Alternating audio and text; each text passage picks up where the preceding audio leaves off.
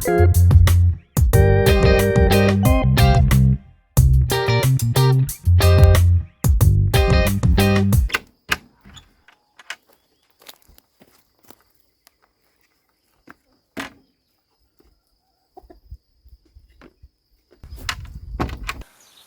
I wanted to just quickly talk about the drought situation that we're having here in Spain at the moment. In Catalonia, where we are, it's one of the areas worst affected. I think Andalusia is worse than us, but from all of Spain it's Andalusia and then here in Catalonia. It's not raining, or at least it's not raining how it used to. We're in the third year now, and this year really it's noticeably dry. Luckily, in the last few days, in the last couple of weeks even, we've had quite a bit, or relatively speaking, we've had about 20, 40, 60 millimeters per meter squared. So that's helped us to recoup, well, at least water the plants a bit. But with such a large area of forest and with so little water, when small amounts of water, when it rains such a small amount of water like that, in the end the grasses and the trees take it all before it ends up going down into the phreatic water and to the underground rivers. So a lot of people with wells are having problems, wells are drying up. I'm a bit worried about this summer, to be honest. We've got rain forecast this afternoon and for the rest of this week, thankfully. But then after May, we're not going to have any more rain until September. So that's June, July, August without rain. And those months can be very hot with very intense sun.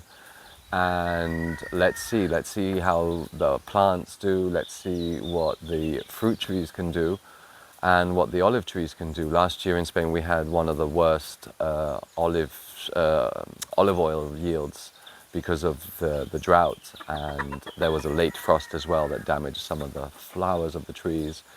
And this year, let's see what can happen. It's not looking good. It's looking like the olive oil yield this year is going to be even less than last year. This is really pushing up the prices of olive oil and the fruit and, well, generally most fresh produce. And it's really reminding me of why I try to grow as much food as possible. Not necessarily self-sufficiency, but resilience against changing things in the world. One thing that's particularly worrying is that the government here has decided that hotels that can use up to 500 liters per day per person for water have zero restrictions. However, they seem to have stopped the water going to over 50,000 hectares of fruit trees in one part of Catalonia.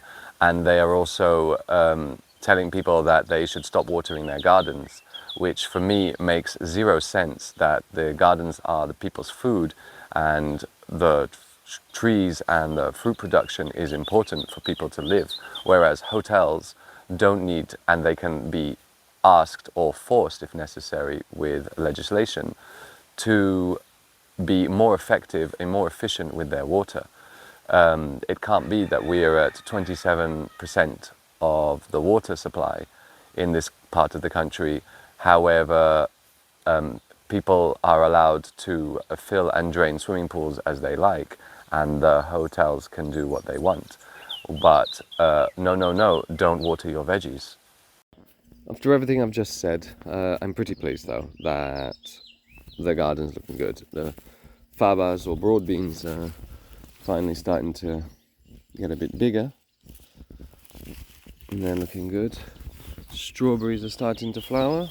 I picked off all the flowers because these are freshly parted this year, and I picked off the flowers before, and now they're big enough. I'm letting them do a few flowers. The carrots are coming along as well. Purple raspberries, a bit spider mite damage on them, but raspberries are still coming along nicely.